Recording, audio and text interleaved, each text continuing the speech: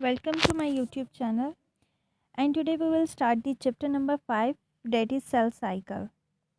Firstly, to start the cell cycle, we should know about the cell. That what is cell? Cell is basically a basic unit of life. Means basic unit of life because all the organisms that are formed and all the life activities that are performed by organisms firstly start with the cell. सो एक जो हमारे पास organism complete organism की formation जैसे कि humans हैं, ठीक है, सबसे पहले ये क्या है, ये एक सेल से उनकी फॉर्मेशन स्टार्ट हुई है. So that's why cell is known as the basic unit of life. So we will study the cell cycle, and in cell cycle we will study the process that how cell divides and it completes a complete life cycle. So what is, firstly it's the definition that what is cell cycle. Cell cycle is the series of events from the time a cell is produced until it completes mitosis and produces new cells. Cell cycle basically है क्या, ये एक events हैं, ठीक है, एक cycle की form में. इसमें बेसिकली होता क्या है कि ये एक साइकिल है जिसमें सेल सबसे पहले खुद प्रोड्यूस होता है. खुद प्रोड्यूस होने के बाद वो क्या करता है, फर्दर डिवीजन करता है, और डिवीजन करने के बाद माइटोसिस के through, basically mitosis the type of cell division, ठीक है, सेल डिवीजन करता है और सेल डिवीजन के नतीजे में उसके रिजल्ट में एक न्यू सेल्स की फॉर्मेशन कर देता है. सो सबसे पहले वो खुद प्रोड्यूस हुआ, फिर उसने माइटोसिस का प्रोसेस किया और वो एक न्यू उसने सेल की प्रोडक्शन कर दी. So this is a complete whole cycle. So that is known as cell cycle. Now this cycle of cell consists of two phases. First is the interphase and the second one is M phase, that is also known as mitotic phase. These two are the basic phases of cell cycle.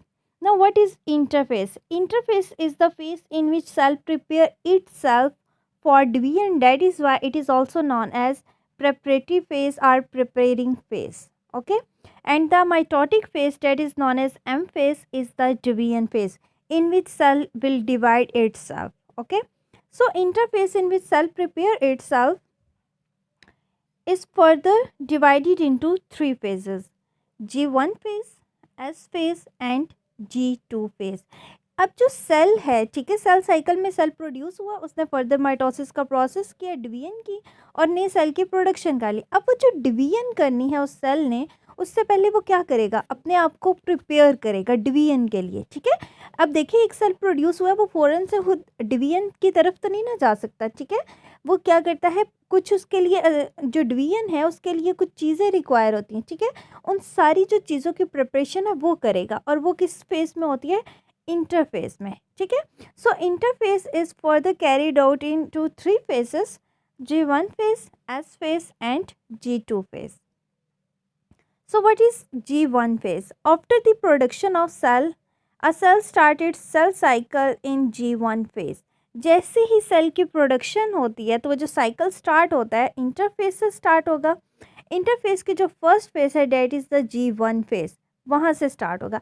अब G1 phase में basically होता क्या है, चार काम हो रहे हैं G1 फेज में, और ये क्या है, फर्स्ट फेज है प्रेपरेटरी फेज की, बेसिकली इंटरफेस की. ठीक है, सबसे पहले काम क्या होगा, cell increase its supply of protein, and then number 2 is increase the number of its organelles, and number 3 is grow in size, and number 4 is synthesis of enzymes. कि जो प्रोटीन्स हैं उसकी सिंथेसिस ज़्यादा से ज़्यादा होनी शुरू हो जाएगी सेल के अंदर. ठीक है, सेकंड नंबर पे क्या होगा, सेल ऑर्गेनेलिस का जो नंबर है वो इंक्रीज करना शुरू कर देगा. Basically what are cell organelles? Cell organelles are the subcellular structure that are present inside the cell. जो एक सेल का होल स्ट्रक्चर होता है, ठीक है, उसका जो साइटोप्लाज्म है वहाँ पे कुछ सब सेलुलर स्ट्रक्चर्स प्रेजेंट होते हैं, उनको ऑर्गेनेलिस कहती है. For example mitochondria, ribosomes, Golgi apparatus, plastids, all these are the cell organelles. And the number third function is the cell will grow in size. And now number 4 is the synthesis of various enzymes. Now these enzymes, why these enzymes are synthesized? Because these enzymes are required in the next phase, that is S phase, for the duplication of chromosome. G1 phase के बाद जो S phase start होनी है basically, उसमें हमारे पास कुछ enzymes require होते हैं, ठीक है। उन इंजाइम्स की जो प्रोडक्शन है वो G1 फेज में सिंथेसाइज हो रही है, G1 फेज में वो उन सारे इंजाइम्स की सिंथेसिस हो रही है। सो G1 phase carried out 4 main functions.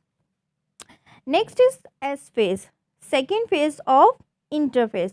Now in S phase what will happen? The cell duplicate its chromosome. अब बेसिकली जो सेल की डिवीजन होनी है, तो सेल की डिवीजन, सेल के पास न्यूक्लियस होता है और nucleus, inside the nucleus there are chromosome. Basically there is a division of chromosomes. Okay, so if there is only one chromosome, the cell will duplicate its chromosome in S phase, and so as a result each chromosome consists of 2 sister chromatid. Now why chromosomes undergo the S phase? Why cells undergo S phase?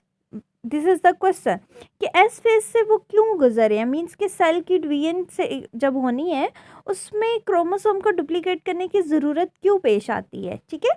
तो जैसे कि आप diagram में देख रहे हैं, left side पे जो डायग्राम है, there is a single chromosome and inside these chromosome is there is a yellow round hole that is known as centromere. Okay, now this chromosome will duplicate and produce the sister chromatids, and you can see in right side chromosome after replication. जैसे ही chromosome ने replicate किया है, S phase से pass out हुआ है, तो उसने जो है वो सिस्टर क्रोमेटिड्स की सिंथेसिस कर दी है, ठीक है। अब देखिए, जब हमारे पास एक सिंगल क्रोमोसोम था, तो जब हम इसको माइटोसिस के और म्योसिस जो हम नेक्स्ट जो है डिस्कस करेंगे, अगर वहाँ पे हम लेकर जाएं माइटोसिस म्योसिस के प्रोसेस में, तो क्या ये एक सिंगल क्रोमाटिड जो हमारे पास है, क्या ये डिवाइड कर सकता है? नो। क्रोमोसोम्स जो हैं, जो हमारे पास माइटोसिस और म्योसिस का प्रोसेस है, इसमें हमेशा जो क्रोमोसोम है वो सिस्टर क्रोमाटिड जो होती हैं उनकी सेपरेशन होती है। माइटोसिस में सिस्टर क्रोमाटिड्स की, और जो हमारे पास म्योसिस है उसमें सिस्टर क्रोमाटिड्स की नहीं होती, बल्कि सिस्टर क्रोमोसोम्स की होती है, ठीक है। इसलिए हमारे ये बहुत ज़रूरी है कि जो एक क्रोमाटिड है, सिंगल क्रोमाटिड का जो क्रोमोसोम है, वो रेप्लिकेट करके सिस्टर क्रोमाटिड की फॉर्मेशन कर ले, ताकि जो फर्दर डिवीजन होनी है, तो हाफ डिवीजन के नतीजे में जो एक क्रोमोसोम है वो हाफ एक डॉटर सेल में जो है वो ट्रांसफ़र हो जाता है, और जो हाफ है वो नेक्स्ट डॉटर सेल में ट्रांसमिट हो जाता है. So that's why S phase is very important in interphase. Now the third one is G2 phase. Now what will happen in G2 phase? The cell prepares the proteins that are very essential for the mitosis, mainly for the production of spindle fibers. अब जो preparation हो रही है ना cell division के लिए, तो cell division में माइटोसिस में हमें स्पिंडल फाइबर्स की ज़रूरत होती है, ठीक है। हमें स्पिंडल फाइबर्स की प्रोडक्शन करवानी होती है, तो वो जो उन स्पिंडल फाइबर की प्रोडक्शन है बेसिकली वो किसके थ्रू होगी? प्रोटीन के थ्रू होगी. So there is require some protein that will synthesise in G2 phase. Now after G1, S and G2 phase, all these are the phases of interphase. Now M phase will start, means cell has prepared its all the essential requirements, has prepared all the essential structure. So that's why now cell will enter into the M phase, means division phase. But there is another stage when cells have temporarily or permanently stopped dividing, that are said to have entered a state of quiescence, that is known as G0 phase. कि देखिए जो preparation हुई है, preparation के बाद cell ने enter हो जाना है एम फेज में और डिवीजन स्टार्ट कर देनी है. लेकिन समटाइम्स ऐसा होता है कि जो सेल है, ठीक है, वो टेम्परेली मीन्स कि कुछ टाइम के लिए या फिर परमानेंटली अपनी डिवीजन को स्टॉप कर लेते हैं. तो ऐसी फेज जो परमानेंटली या टेम्परेली अपनी डिवीजन को स्टॉप कर देते हैं, तो वो जिस फेज़ के अंदर एंटर होते हैं बेसिकली उसको कहते हैं हम G0 फेज़. G0 फेज़ ऐसी फेज़ है जिसमें सेल एंटर हो जाता है टेम्परेली या परमानेंटली और अपनी डिवीजन को स्टॉप कर लेता है, ठीक है. अब हमारे पास कुछ कंडीशन है, कुछ जो सेल्स होते हैं वो इनडेफिनेट पीरियड के लिए एंटर होते हैं, कुछ सेमी परमानेंटली हैं और कुछ ऐसे सेल्स हैं जो कि थ्रू आउट लाइफ जो है ऑर्गेनिजम्स के वो कंटिन्यू जो है वो जी नॉट फेज में एंटर नहीं होते और वो डिवीजन करते रहते हैं, ठीक है। So first one is some cells remain in G naught for indefinite period, कि बहुत ज़्यादा अरसे, लंबे अरसे के लिए, ठीक है, वो जी नॉट फेज में रहते हैं, मीन्स कि वो डिवीजन नहीं करते, एंड दो cells are neuron cells. And the second one is some cells enter G naught phase semi-permanently. For example, some cells of liver and kidney. Semi-permanently का क्या मतलब है कि हाफ टाइम के लिए वो क्या है एंटर होती हैं जी नॉट फेज में, लेकिन जैसे ही उनको ज़रूरत पेश आती है कि उनको डिवीजन जो है वो रिक्वायर होती है तो वो फर्दर क्या करते हैं, डिवीजन स्टार्ट कर देते हैं। सो सेमी परमानेंटली मीन्स कि ये हमेशा के लिए जो है वो जी नॉट फेज में एंटर नहीं होते। और इसमें एग्जांपल हमारे पास आ रही है लिवर एंड किडनी। जैसे कि हमारे पास अगर हमें डैमेज हो जाता है, हमारा लिवर जो है वो कहीं से डैमेज हो जाता है, ठीक है, किसी भी वजह से, तो अब डैमेज के बाद जो है वो लिवर ने जो है रीजनरेट करना है, रीग्रो करना है, तो वो जो हमारे लिवर के सेल्स हैं वो बेसिकली अगेन डिवाइड करना शुरू कर देते हैं, ठीक है। तो ये कंडीशंस पे डिपेंड करता है कि वो जो सेल्स हैं उसने हमेशा जो है वो जी नॉट फेज में रहना है या फिर वो जी नॉट फेज से जो है रिमूव आउट हो सकता है। And the third one is many cells do not enter G naught and continue to divide throughout an organism's life. For example epithelial cells, कि एपिथेलियल सेल्स जो है वो ऐसे सेल्स हैं जो कि जी नॉट फेज में enter ही नहीं होते, मीन्स कि उनकी जो डिवीजन है वो स्टॉप नहीं होती, बल्कि पूरी ज़िंदगी जो ऑर्गेनिजम्स की कंप्लीट लाइफ है उसमें वो डिवाइड होते रहते हैं सेल, और and these cells are epithelial cells. So today we have studied the cell cycle.